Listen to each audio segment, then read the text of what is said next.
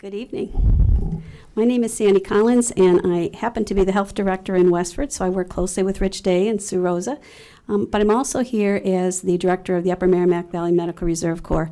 And we wanted to have an opportunity just to come before you so that you'd understand what a valuable resource you have right here in your community, along with the 6 other communities that our units actually services.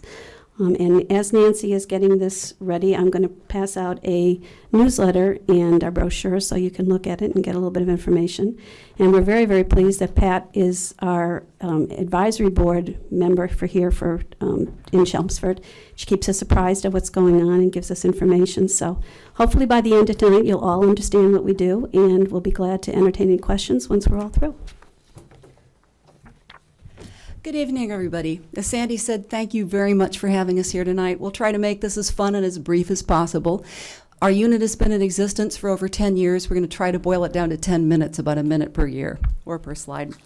Again, my name's Nancy Burns. I've been the coordinator of this unit since March of 2004, and I'm here to talk to you about the national program, about where it sits in Massachusetts, and also about our specific local unit. First of all, thank you. The Medical Reserve Corps is a national initiative. It started as a result of the events of September 11, when a bunch of well-meaning people rushed onto the disaster site, as they frequently do, saying, I want to help, but they had no ID. Nobody knew who they were. They didn't know everybody's protocols. They basically got in the way. What the purpose of the MRC is to actually pre-credential and identify these people so they know what they're doing and really can be helpful, because people really do want to help in a disaster. Right now, there are 1,000 units across the United States in all 50 states and protectorates, with over 205,000 members. And we report to the Surgeon General as part of Citizen Corps. That's the umbrella organization. Some of you may be familiar with CERT, which is one of our counterparts. That's really bigger in Florida and California, America's disaster playgrounds, they might call them. But the idea is to empower normal people, regular people, to help in times of disaster. As far as Massachusetts goes, as of this morning, there are 45 units. The number vacillates just a little bit because some merge and some split like amoeba. There's over 10,000 members in Massachusetts alone. And the big siren call for the entire program is local, local, local. The purpose of the MRC is to do what that region does. For example, Boston is a big urban medical reserve corps. The complete opposite, Cape and Islands. What are the issues they'd have you wouldn't have in Boston? Well, you might be stuck out in Martha's Vineyard or Nantucket, not be able to get off in a disaster. Same thing with Cape Cod, just going over the Bourne or Sagamore Bridge. That's an obstacle. So those are different issues. The population swells in the summer, shrinks in the wintertime.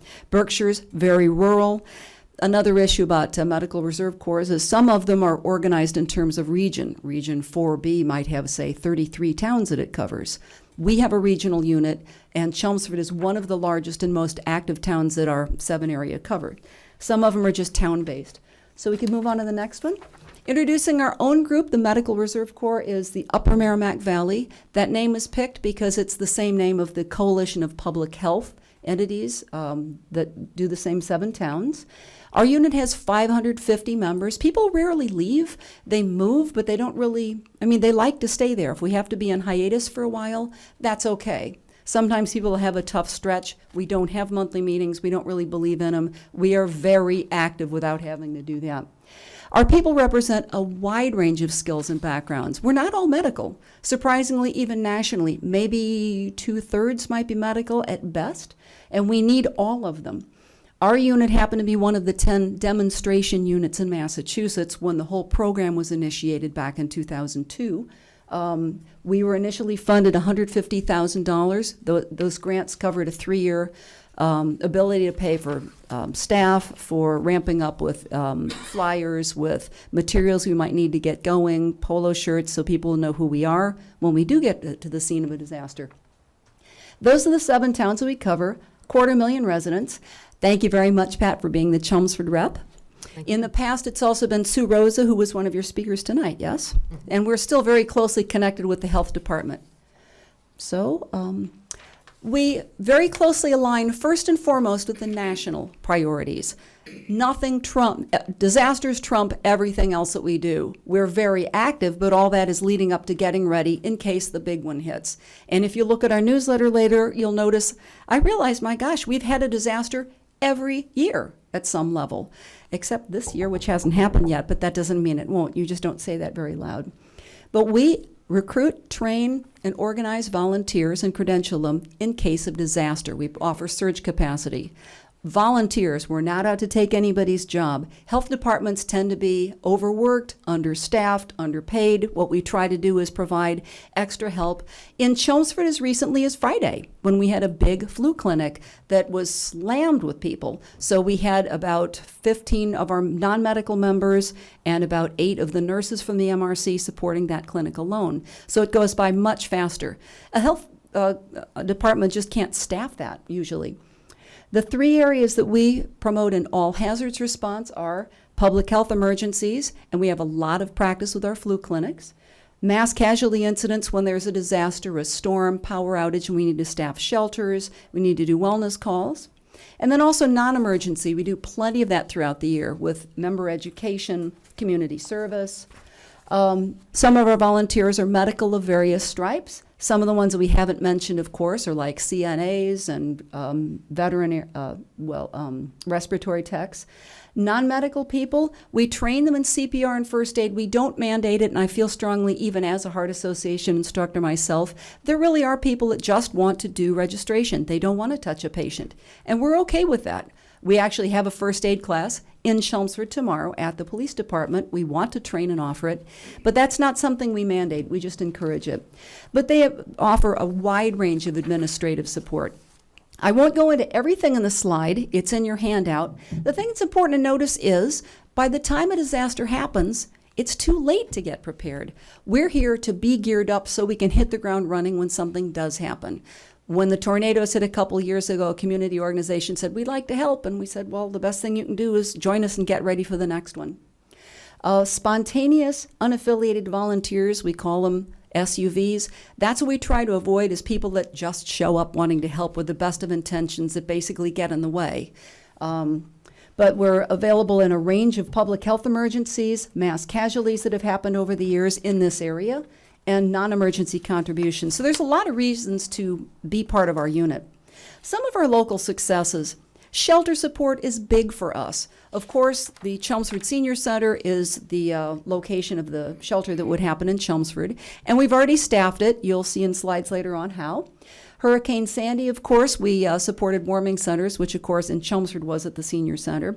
The October storm, power outages across the region, and some of these places in the various disasters have had shelters open up to 2 weeks. So we've had to have staffing round the clock, 4-hour, 8-hour, 12-hour shifts, and try to bring in fresh horses, not use all of our people up the first day, spread it out. That's why we need as many people for as long as possible with the widest range of skills. In a disaster, you don't really know what skills you're going to have to tap, right? We deployed 10 volunteers to Western Mass when they had the tornadoes. So we have to be ready to hit the ground running, know what to do, have the supplies ready. We also staffed 3 local shelters during flooding emergencies very soon after we first formed.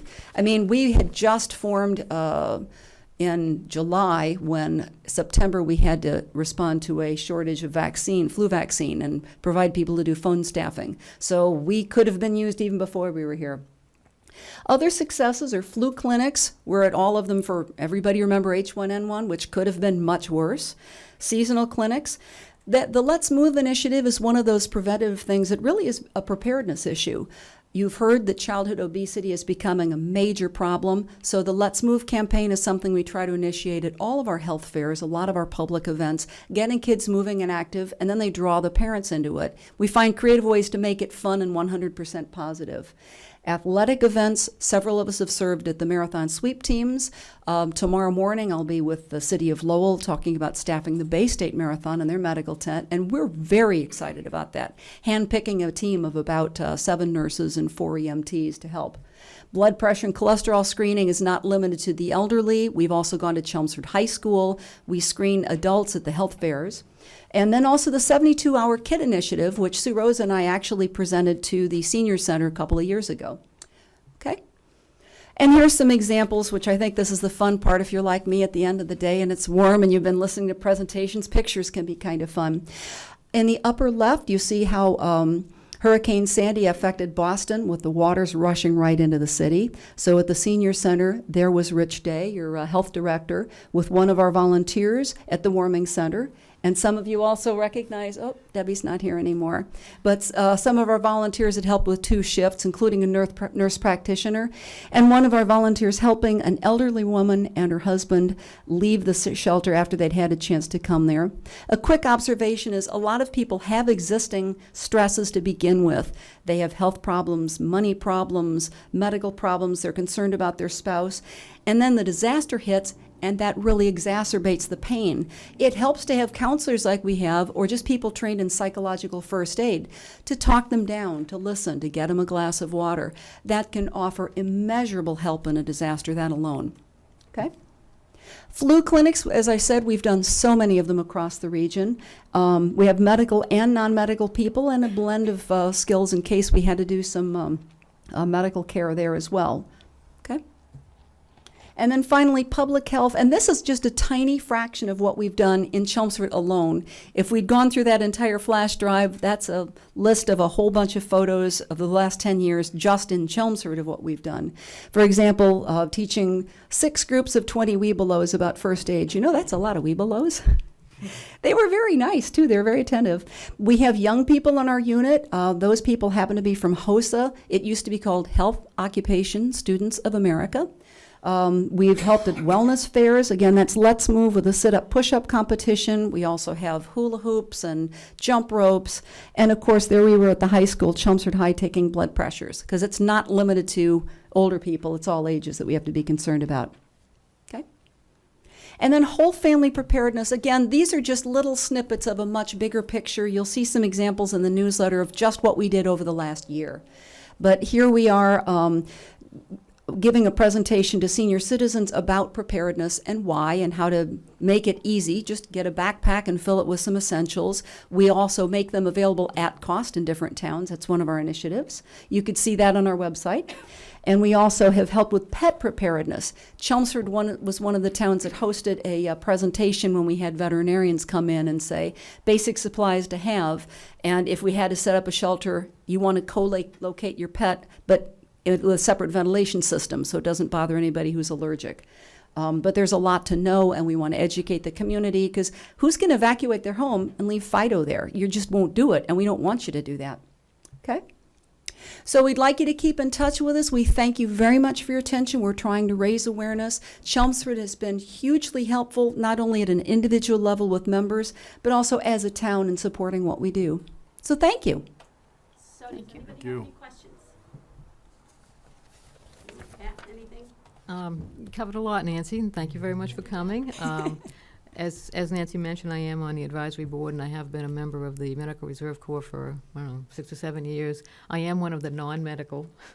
I don't like the sight of blood, and I can't stand to even watch anybody get a shot, so I wouldn't be good for the medical side of it. But it gives you a good feeling to know that you can help out in some way, and I encourage everybody to sign up and provide whatever resources they can, whatever time. And as Nancy didn't mention it, but it's really a as you're available type of situation. They'll never call you and say you have to be here for this event. If you're available and you're willing to work a flu clinic or staff a shelter or whatever it takes, that's what they're looking for.